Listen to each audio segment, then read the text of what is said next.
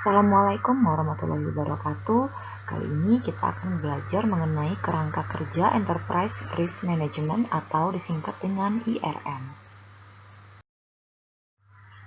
Kita akan bahas contohnya di perusahaan tentang penerapan IRM atau Enterprise Risk Management, yang artinya IRM ini adalah kompetensi risiko di dalam perusahaan atau organisasi, kemampuan dari organisasi tadi atau perusahaan untuk bisa memahami dan mengendalikan tingkat risiko yang terjadi di dalam bisnisnya. Jadi tujuannya adalah manfaatnya IRM ini menambah perspektif dan fokus pada manajemen risiko yang ada di perusahaan. Sebenarnya resikonya apa saja? Contohnya seperti kita lihat di gambar ini, ada contohnya kehilangan data, itu termasuk risiko yang merugikan. Kemudian dari segi SDM ada demo, kemudian protes berupa unjuk rasa gitu ya. Kemudian ada resiko-resiko pekerjaan dalam sehari-harinya. Lalu ada kerugian bersifat kerugian dari segi biaya.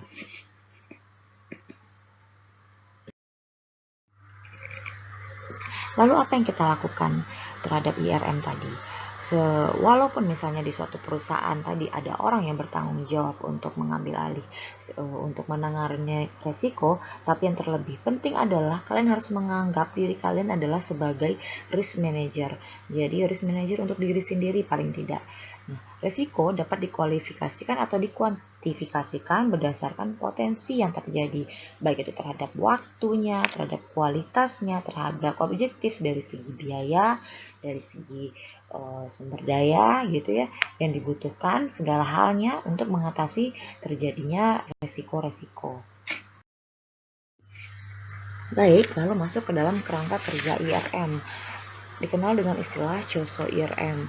Ini sudah tahun lama ya, COSO IRM framework ini diterapkan di perusahaan-perusahaan. Untuk lebih detailnya itu akan disesuaikan di perusahaan masing-masing sesuai dengan visi misi perusahaan. Tapi ini adalah gambaran garis besar dari frameworknya. COSO itu apa? Committee of Sponsoring Organization of the Tradeway Commission. Kita lihat di bagian atas itu terdiri dari Strategic Operation Reporting and Compliance. Itu adalah tujuan diterapkannya pengendalian terhadap manajemen resiko. Apakah dari segi strategiknya nanti seperti apa, kemudian operasinya nanti manajemen risikonya seperti apa, reportnya dari manajemen risikonya seperti apa, lalu compliance-nya atau kepatuhannya terhadap hukum kalau misalnya terjadi pelanggaran terhadap manajemen risiko yang telah dibuat. Gitu. Ini saya tampilkan sengaja ada dua kubus. Standarnya adalah dia berbahasa Inggris. Ini di bawah adalah bahasa Indonesia untuk lebih memudahkan kalian untuk memahaminya jika dibutuhkan. Lalu kita lihat di bagian depan kubus itu ada 8 komponen-komponen aspek apa saja yang harus diterapkan dalam menerapkan manajemen resiko tadi gitu ya. Pertama adalah komponen dari internal environment.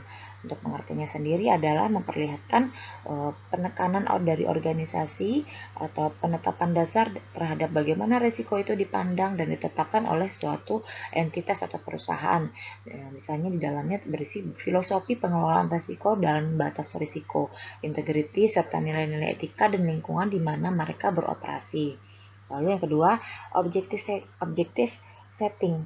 Ini sebelum kita menetapkan manajemen, kita dapat mengidentifikasi terlebih dahulu kejadian-kejadian yang terjadi atau nanti yang akan terjadi yang dapat mempengaruhi pencapaian dari organisasi gitu ya.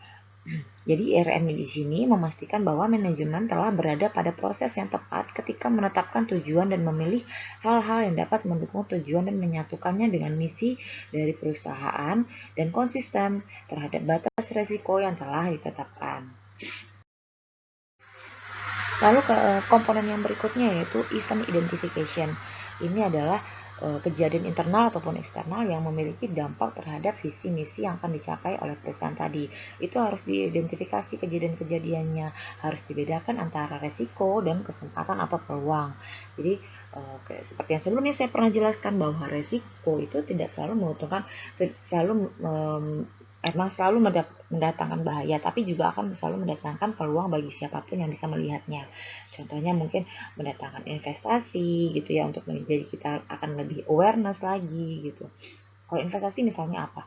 Misalnya kita perlu beli alat pelindung, kita perlu beli adanya pengadaan mesin-mesin tambahan, misalnya seperti itu.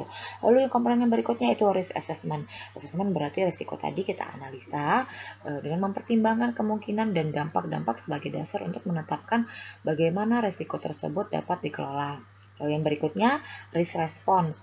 Jadi kita menyeleksi respon dari setiap risiko tadi. Kita hindarikah, lalu kita terimakah, lalu menguranginya atau mungkin membagi risiko tadi itu menjadi lebih kecil lagi, kemudian menetapkan tindakan-tindakan terhadap apapun yang telah diputuskan.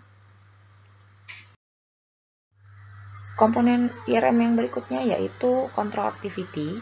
Ini adalah aktivitas yang akan kita lakukan bagaimana kita mengimplementasikan manajemen risiko tadi itu, kemudian melakukan kontrol untuk menolong memastikan respon dari risiko yang berjalan secara efektif. Jadi kalau misalnya tidak ada kontrol yang dilakukan, maka bisa jadi orang tidak disiplin dalam mematuhi manajemen risiko tadi, cuma untuk dibuat gitu.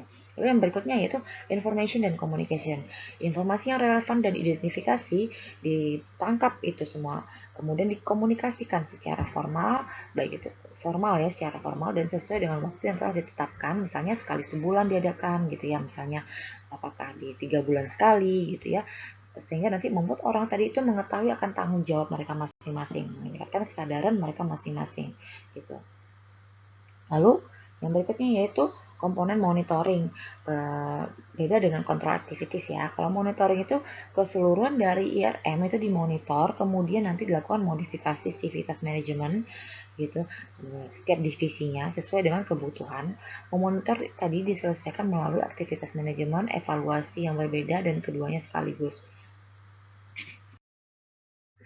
Ini adalah salah satu contoh ya, pembagian peran dan tanggung jawab yang tadi telah dijelaskan di COSO RM, di RM. Jadi kalau misalnya di satu perusahaan ini, pembagian tugasnya apa aja sih, mulai dari tingkat yang paling atas.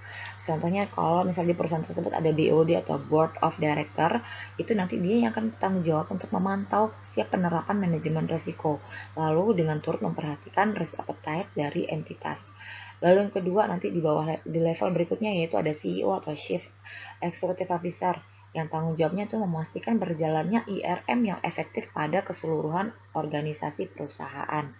Lalu level berikutnya di bawahnya ada manajer, tanggung jawabnya itu mendukung penerapan dari prinsip IRM perusahaan dan memastikan bahwa IRM tadi itu berjalan, kemudian mengelola risiko di ranah kewenangannya sebagai manajer agar konsisten terhadap risk tolerance yang dimiliki. Lalu level di bawahnya seandainya ada risk officer, ada financial officer, ada internal audit atau divisi lainnya ya, itu memiliki peran kunci dalam mendukung efektivitas penerapan manajemen risiko. Nah ini dia yang justru dipantau gitu ya, untuk menerapkan manajemen risiko perusahaan.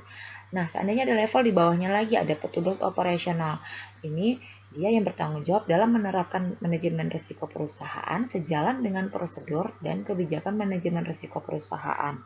Lalu, jika ada pihak eksternal, misalnya ada pelanggan, ada kompetitor, ada pihak otoritas, atau pihak yang berperan dalam value chain perusahaan, itu dia tidak memiliki tanggung jawab dalam memastikan efektivitas IRM, tapi pihak tersebut dia berperan penting dalam menyediakan informasi yang dapat mendukung efektivitas manajemen risiko. Misalnya seorang purchasing beli barang gitu ya, beli barang ke supplier. Supplier kirim barang tersebut misalnya berupa bahan kimia. Si supplier tadi tidak bertanggung jawab terhadap IRM atau manajemen risiko dari perusahaan di tempat dia mengirim barang, tapi dia harus turut menyediakan informasi tadi. Kira-kira kalau bahaya, apa sih penanganan ketika material tersebut sampai di perusahaan pembelinya, penanganannya seperti apa, cara pegangnya seperti apa, cara nuangnya, penyimpanannya, itu harus diinformasikan. Itu contohnya. Adapun tantangan-tantangan dan solusi IRM. Pertama kita lihat dari tantangan IRM itu yang terjadi perusahaan itu contohnya adalah adanya kurang minat direksi atau kepedulian ya dari pejabat seniornya dan para pejabat bisnisnya akan pentingnya suatu resiko. Lalu gagal dalam memamerkan quick wins. Nanti kita bahas quick wins ini apa di slide berikutnya. Lalu kurangnya sumber daya manusia dalam pengelolaan, administrasi internet, serta data-data yang kualitatif. Jadi kalau perlu sebenarnya dilakukan review berkala gitu ya, kalau misalnya nggak sempat, kalau SDM-nya kurang ya mungkin review berkalanya dilakukan dalam waktu 3 bulan sekali, atau pada saat kejadian itu terjadi gitu ya, gitu. Maksimum itu rentangnya misalnya di 3 bulan. Lalu tantangan berikutnya yaitu pengukuran dan pelaporan risiko tidak efektif dan konsisten. Ada lagi kendala biaya. Kalau misalnya dia menuntut adanya investasi baru yang mengharuskan harus membeli peralatan baru, itu kan kalau biayanya tidak ada dianggarkan, termasuk dari tantangan-tantangan tersebut. Solusi contohnya dalam penerapan IRM itu, pertama dari segi SDM itu harus bisa yang profesional ya. Kalau bisa yang SDM yang profesional yang jumlahnya memadai gitu. Kalau misalnya SDM-nya sedikit, mungkin bisa dibantu dengan faktor eksternal gitu ya, untuk bisa membantu pengendalian dari manajemen risiko. Lalu yang kedua, melakukan pengembangan IRM dan merencanakan penerapannya. Berikutnya yaitu meyakinkan ke direksi atau ke atasan untuk mendapatkan dukungan dengan menggunakan kreasi yang bernilai yang mengidentifikasi quick wins. Lalu memelihara semangat para tim dalam menerapkan IRM dalam jangka waktu yang sangat lama. Jadi awareness-nya harus dibangun dan digaungkan selalu. Quick wins itu artinya langkah inisiatif yang mudah, yang gampang untuk dicapai untuk mengawali pelaksanaan suatu program dalam reformasi birokrasi. Itu quick wins bisa dipilih dari salah satu atau kombinasi dari beberapa area perubahan yang sesuai dengan kondisi dan kebutuhan masing-masing perusahaan atau instansi, khususnya pada program peningkatan kualitas pelayanan publik. Tadi sudah dijelaskan tentang kerangka IRM, sudah terbayang bagaimana pentingnya ya. Nah, ini adalah latihan soal. Pertama yaitu jelaskan bagaimana cara meningkatkan kesadaran risiko. Karena kalian berada dalam lingkungan kampus, artinya masih kuliah, maka coba kira-kira cara meningkatkan kesadaran risiko terhadap sesama teman itu bagaimana sih gitu ya. Kemudian coba cari contoh kasusnya. Itu yang kedua. Jelaskan prasarana apa saja yang diperlukan untuk mendukung kesuksesan manajemen risiko. Prasarana apa saja. Jadi kira-kira kalau tadi ya, kalau misalnya risikonya apa, kira-kira sarana apa sih yang perlu ditambah untuk menunjang supaya pengendalian risiko tadi itu akan efektif, akan efisien, atau akan berjalan dengan sempurna gitu. Lalu yang ketiga, manfaat melakukan implementasi IRM itu apa saja, kemudian berikan contohnya. Kalau misalnya nggak dilakukan itu kenapa gitu.